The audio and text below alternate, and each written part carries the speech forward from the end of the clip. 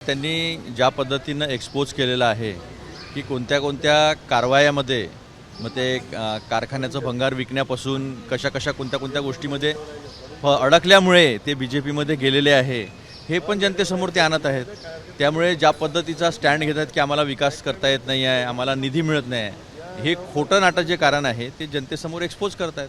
त्यामुळे BJPची दमनशाही आणि लोकशाही संपवण्याचा प्रकार जो आहे आणि ही जी संख्या ते गोळा करत आहेत ती संख्या या देशाचं संविधान संपवण्यासाठी करत आहेत, हे लोकांसमोर ते आणून देत आहेत.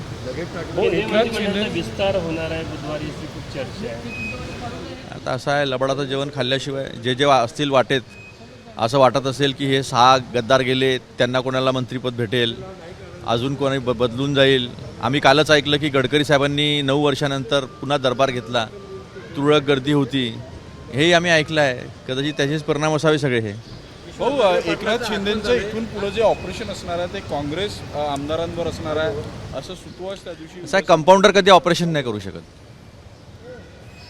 कंपाऊंडर फक्त चिठ्ठी लिहून देतो, डॉक्टर आतमध्ये ऑपरेशन करत असते. हे ऑपरेशन देवेंद्र फडणवीस, अमित शहा हे लोक करत आहेत. त्यामुळे कंपाऊंडरने उगाच स्वतः डॉक्टर समजून याचं काही कारण नाही आहे. विश्वास नागरे पाटील मतदार करणार आहे, आपल्या शहराध्यक्षांनी भीती व्यक्त केली होती कदाचित आमचं एन्काउंटर. असं आहे की जे अधिकारी आहेत ते अधिकारी जर RSS सारख्या संस्थेच्या प्लॅटफॉर्मवर जाऊन त्याची जर स्तुती करत असेल तर ते निष्पक्षपणे या नागपूरचं प्रशासन करू शकेल का, कायदा सुव्यवस्था सांभाळू शकेल का, संविधानाची शपथ घेतो, कुठलाही ममत्वभाव न ठेवता काम करण्याची शपथ घेतो आणि त्याच्यानंतर अशा पद्धतीनं RSSची तारीफ करणं हे ऑब्जेक्शनेबलच आहे.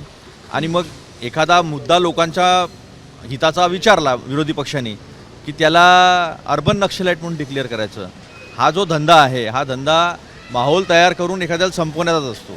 त्याच्यामुळे कदाचित त्यांना असं वाटलं असावं. तुमच्या निवडणुकीत जे फुटलेले मतं होते त्याचा रिपोर्ट जो आहे तो तयार झालेला आहे, लवकरच तो प्रदेश आणि हायकमांडकडे जाणार आहे. तुमचं काय मत आहे? नाही, मी तर सांगितलं ना, जिसने दिया उसका भला, जिसने नहीं दिया उसका भी भला.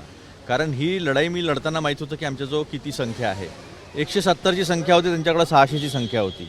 पण पूर्ण विदर्भामध्ये नागपूरची निवडणूक झाली.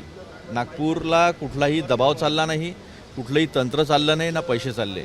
त्यामुळे लोकशाहीच्या रक्षणासाठी विरोधी पक्ष आहे आणि जनतेचे प्रश्न तो उचलण्यासाठी तयार आहे.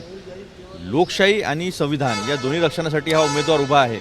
हा संदेश जो द्यायचा होता काँग्रेस पक्षाला तो काँग्रेस पक्षाने इथं दिलेला आहे. ABP माझा, उघडा डोळे बघा नीट.